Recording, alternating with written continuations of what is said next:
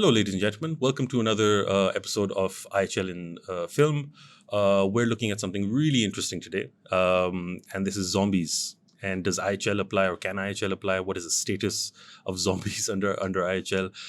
As always, I have with us Aisha Malik, team lead of the Conflict Law Center, editor-in-chief of the DLP Forum, and our resident IHL expert at RSIL. Welcome. Aisha, once again. Are you excited about this topic? Yeah, our first zombie movie. Yeah. Zombie movies. We couldn't do this series without having some, involvement of zombies. And zombies really have, come into the modern imagination over the last 2 decades. Like, there's been a lot of zombie movies. Yeah. There's shows and stuff on this. So it's like World War Z, The Train to Busan, that one, and then The Walking Dead is like an entire series Absolutely. about them. Kingdom, which is a brilliant South Korean show. Oh yeah, okay. Oh my God, it's stunning.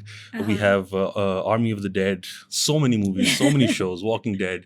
We have Game of Thrones. Yeah, the which White had Walkers. The White Walkers. Yeah, that's so true. They're really in the modern imagination. But they originate from this voodoo concept, in Caribbean or African traditions of these, dead people who were reanimated through magic.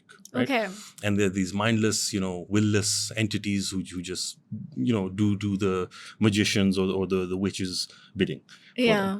The more modern interpretation, however, is that, there's usually a virus that's leaked, or the government's been working on this clandestine program, and then that goes haywire, or there's, Umbrella Corp, like in Resident Evil, which releases this toxin or this virus into the system, and it just converts people into these, brain hunting, brain eating, or human flesh eating entities. So we have this clip, Aisha, from Fear the Walking Dead, which is a spin-off from the Walking Dead, very famous series.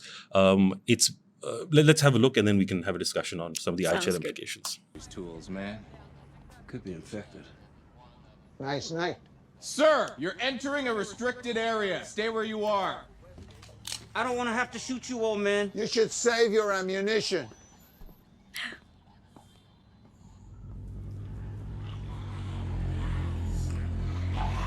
Oh my god.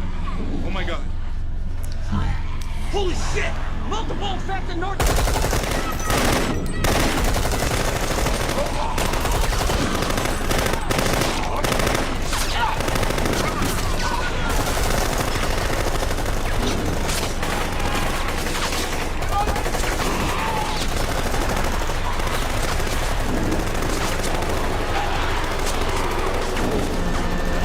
my God. There's so many of them. Hordes. They've been unleashed on the military base.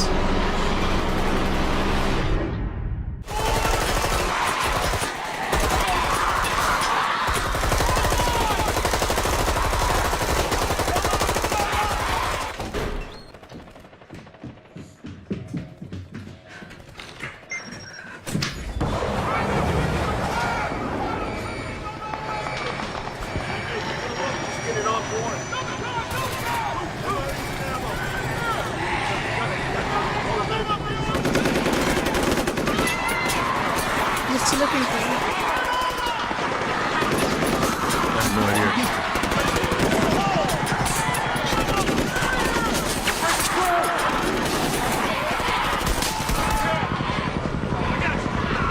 Give me your hand, man. Come on, now or never.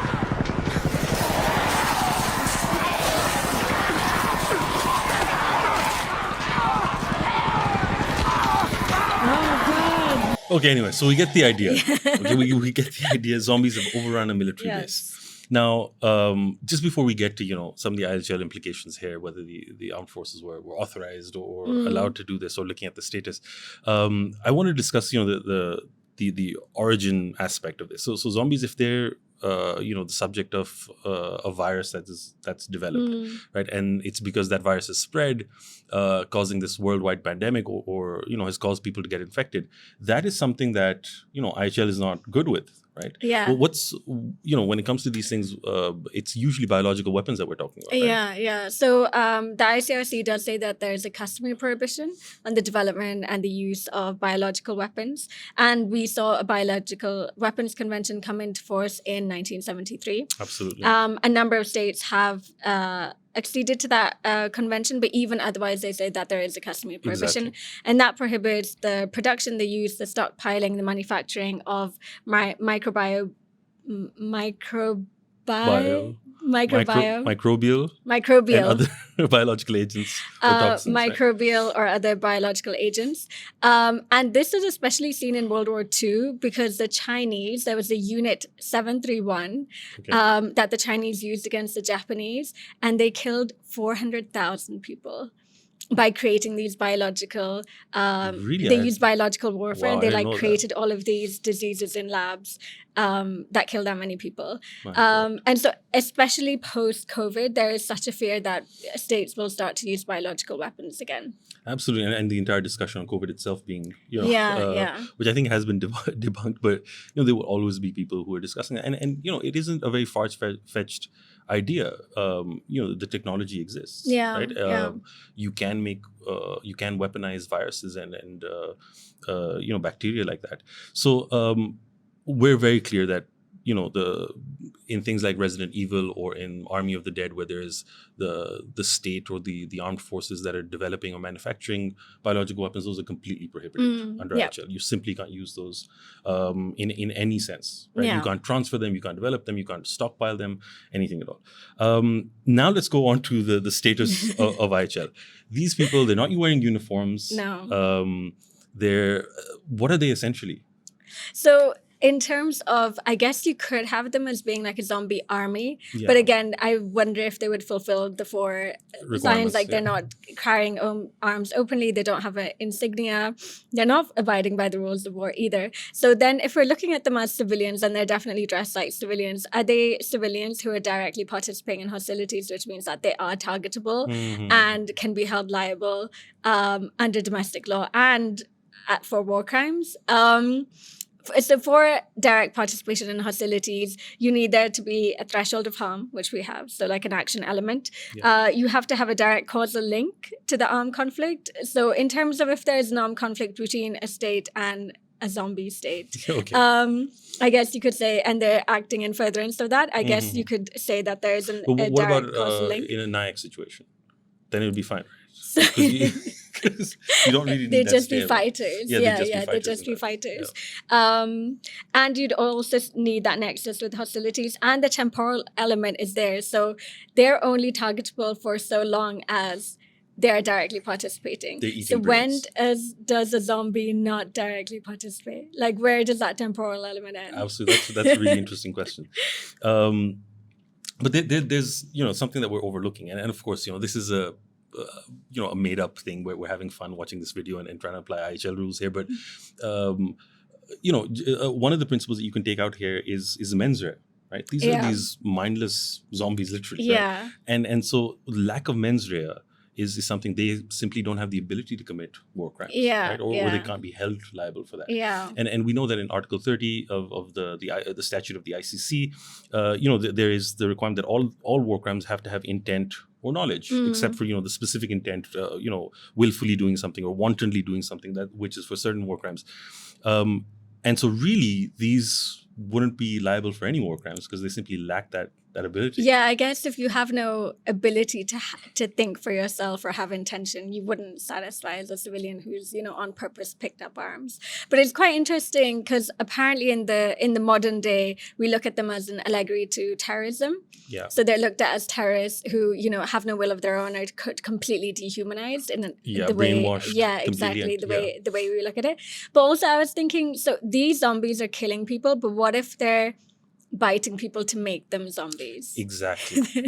Now that becomes another thing, and I think that also is covered by the Biological Weapons Convention as well, Right? because they're spreading yes, their that's tool true. use, and that I think also brings us to the other thing that I wanted to discuss was, would they be considered a weapon then? Right, because they don't have brains. What if we take them entirely out of the civilian DPH entire argument and say, they're a type of delivery system for a biological weapon, or they're just a dumb weapon which can be unleashed on civilian populations or on the army or anything. Like an autonomous weapon that you just let loose. and this becomes even more interesting, I think, when we've seen in some of these movies, like Army of the Dead, you have like a zombie queen, or like you have these alpha zombies who are able to control these other zombies. Okay, right? yeah. Now in that situation, situation, the mens rea element would be fulfilled by that zombie queen, because she Right, can yeah. control them, she can target Yeah, individuals yeah. or civilians. So it becomes a completely different thing over there. Then in that situation, I think they would become weapons. Right? Yes. And the specificity of how much control the zombie queen has on the individuals, on these zombies, the foot soldier zombies, would determine whether they're a dumb weapon or whether they're an autonomous weapon, because they've been programmed to eat humans, right? Or human brains. And so it becomes really interesting, I think. And so then if she's the one giving them instructions, has that control, then yes, she would be responsible for everything they do. And the ICC can prosecute her. And I wonder then if, so if we're talking about these zombies like swarming, like the way they did here, if they get distracted by a puppy and they go that way, then don't they all follow? Like they're like lemmings, like they all Absolutely. just can. So if you have like 1,000 zombies, there's 1,000 point chance of them like just going off the other way. And what you also have now with autonomous weapons is the concept of swarm drones and those things, right? So there's there are like, this isn't just all made up, us having a laugh. This is looking at some of the weapon systems that exist now or could be existed. And zombies are programmed to go after human flesh. And similarly, autonomous weapon systems, slaughter bots, all of those things, they're programmed to have signatures that they read, and then they target those or they could even be akin to loitering munitions, where you have drones that were just in the sky. Okay, so I think that's really interesting. There is one, however, point that I wanted to discuss, is that we've looked at it from an IHL angle, but a pandemic that spreads, and we've just had, we're still reeling with COVID-19. This would primarily, something like this, if a virus spread that was affecting people in such a serious manner, it should be a humanitarian situation before it's ever a military situation. Right? Yeah. And I think that there's quite a bit that the ICRC has put out, especially during COVID-19, on how, in situations of armed conflict, how do you deal with pandemics or the spread of viruses or disease like that. So there's a lot within IHL. You have to grant humanitarian access to clean drinking water, health facilities. You have to ensure that you're adequately providing those. So I think those are very interesting discussions to also look at, that we can take from this. Especially in occupied territory, you have to allow that in for epidemics, because they'd already had the Spanish flu, so they were aware of these issues that could happen during an armed conflict. Absolutely, Spanish flu during the First World War. Right? Exactly. So it's like, so once you had the first zombie, the onus was on that state to quarantine that zombie and not allow it to make everyone else a zombie. I think so. Well, I mean, I think we've solved it for the world. If we ever do have a zombie apocalypse, we're ready now from the IHL perspective. Right?